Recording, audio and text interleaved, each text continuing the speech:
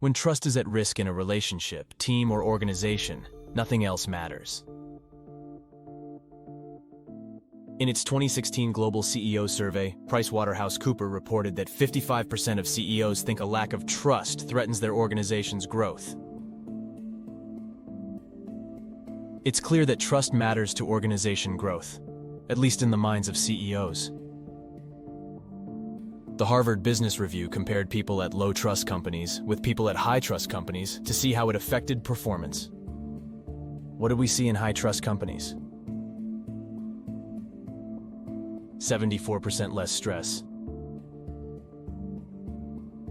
106% reported more energy at work. 50% higher productivity, self-reported.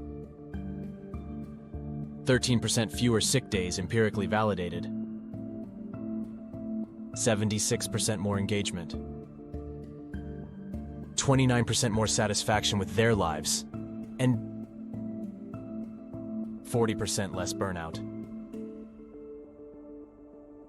Trust matters. But how do we develop it in a team and organization when it's low? Let's unwrap what creates trust, then pivot to key actions to build it.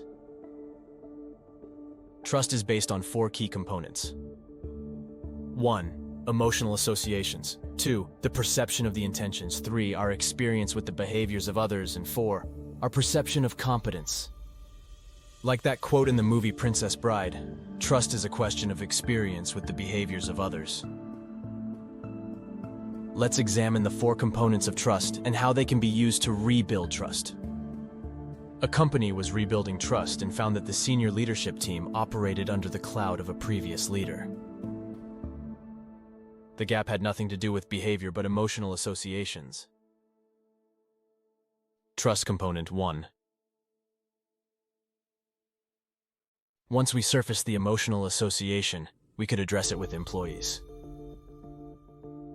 Regarding trust component number 2, perception of intentions, people are more likely to trust when they believe that team members have good intentions towards them. Ask your team if they think their team members have your back. If not, find out why not. Often, once you see a gap, you can begin to address it. One company found that when leaders addressed big changes directly and with transparency, acknowledging losses and sacrifices while reassuring employees of the help they would get to make the change, trust increased. Why? Transparency shaped the intention of perception or the belief that company leaders were being straight with them, regardless of bad news. Trust increases when feedback is clear, direct, and perceived as fair. Perception and experience move the trust needle when we're direct. Also, trust increases when recognition and rewards are based on clear, rational factors that an employee can control. Empowerment is another area of perception and experience that drives trust. Trust increases when team leaders are clear about the required results and standards, yet give as much decision power as possible to the team to deliver. In addition to the perception of intention and experience, don't forget how competence affects trust. A company hired a CIO who lacked IT experience, yet was a college buddy of the CEO. The CIO brought a lot to the party, but his IT competence was never trusted. As a result, he didn't last long, and it took a year for the IT organization to recover from the setback. If your team struggles to rebuild trust, I suggest the following actions. Don't dig into all the reasons for the team not to trust each other. Instead, ask the team to identify small, immediate steps to build momentum towards more trust. Ask the team what actions could we take today, in the next few days, to individually and collectively to build trust. It's easy to say what others should do, so include actions that each person can take. I asked a team this and heard actions that made a difference. One person said, "I'll update my status weekly on my commitments and send it out to the team. I'll share the unvarnished truth about yellow or red items. That was a welcome suggestion, as this team member tended to operate in the dark. Another team member said he would give others the benefit of the doubt. It was vague, but a start towards more trust. With momentum, begin to identify trust gaps, but don't make it a blame festival. Things were done, and said that didn't help. Acknowledge the mistake and focus on turning the page.